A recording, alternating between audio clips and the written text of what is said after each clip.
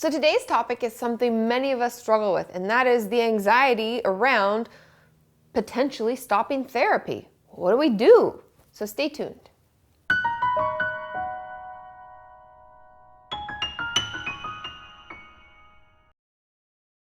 So like I said, today's topic is how to deal with the anxiety of potentially terminating therapy, or at the very least, giving more time in between sessions. Now, in the therapy world, we call this putting together a termination plan.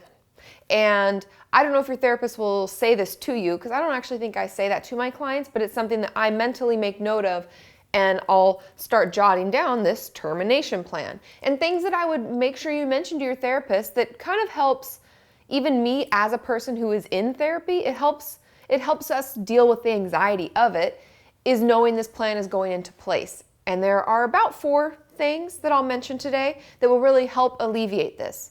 Now, first of all, we're going to talk to our therapist, we're going to bring it up, and we're going to say, I'm feeling really anxious about not seeing you anymore, and I would like, number 1, some collateral resources to help me when we stop.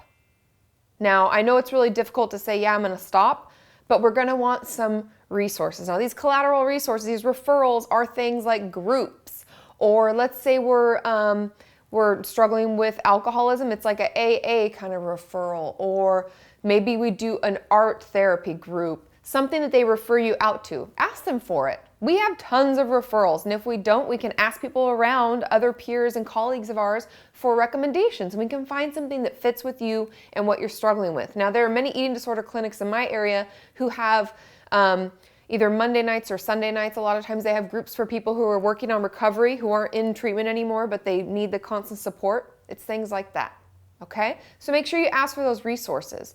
Now, the second thing is making sure you're ready for termination.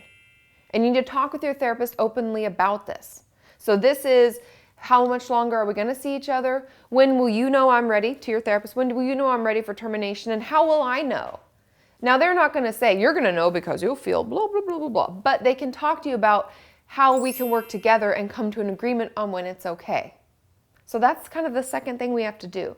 We have to figure out when we'll know that we're ready, and when our therapist will know we're ready. So we're working together, right? The more we talk about things, the less anxiety we'll have around them. Am I right? Because usually when we don't talk about things, it gets real messy. So the third thing I want you to talk with your therapist about is, do they have an open door policy? Now, we call it that in the States, and that means, and I have that, and most therapists, I believe, we're ethically supposed to, and that means you can come back anytime you want. You're having trouble? Give me a call, we'll schedule you. And I don't know how it is in other parts of the world, but while you have your therapist here and you have time, ask them, what is the policy? What happens if I start decompensating, I don't do as well, and I find I'm triggered all the time? How do I get another appointment? Can I call you? Can I email you? Do I need another referral? Find out. So the fourth thing that I want you to do and to prepare to help manage that anxiety with potentially stopping therapy is planning for the slip-ups. Now, I know that sounds really weird. Why am I planning to have issues? But there are going to be things that are going to trigger us, whether we have depression, anxiety, eating disorder, self-harm, bad body image. There's a whole bunch of things, and things can really trigger us. That can be stress around a test we just took that gave us a really bad cold. It could be anxiety. It could be anything. It could be our parents are coming to town that makes us really stressed out. Oh my God, oh my God. It could be any number of things, and we have to plan and prepare for that. And I've done lots of videos on like safety plans and things like that if we're having suicidal thoughts. It's kind of around the same type of idea. We're going to plan for the potential stressors and triggers. What will we do? How will we get through it? What are coping skills we can use? And this is also kind of a great time with your therapist to go over all the gains you've made, all the successes you've had, because all those things you've learned and worked with them on are kind of part of that plan, right? We've learned new coping skills.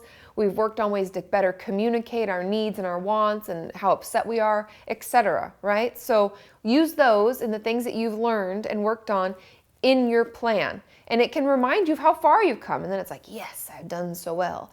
So I hope that those 4 things really help you out in managing your anxiety around, slowly letting go of therapy. Because it's not something that we have to be in all the time. It's something that we can kind of come and go and get like booster sessions, right? And like always, don't forget, You have to subscribe to know that I put out videos. And I'm on YouTube, I'm on Twitter, I'm on Tumblr, I'm on Google+, I'm on Pinterest, I'm everywhere all the time. And I'm on Instagram. And if you want to see what I'm doing in my regular day-to-day life, which is not that exciting, I must admit, it's Kati Morton 1. But I try to make it fun. And it's kind of cool. So yeah, so make sure you subscribe and check me out and give it a thumbs up. Bye!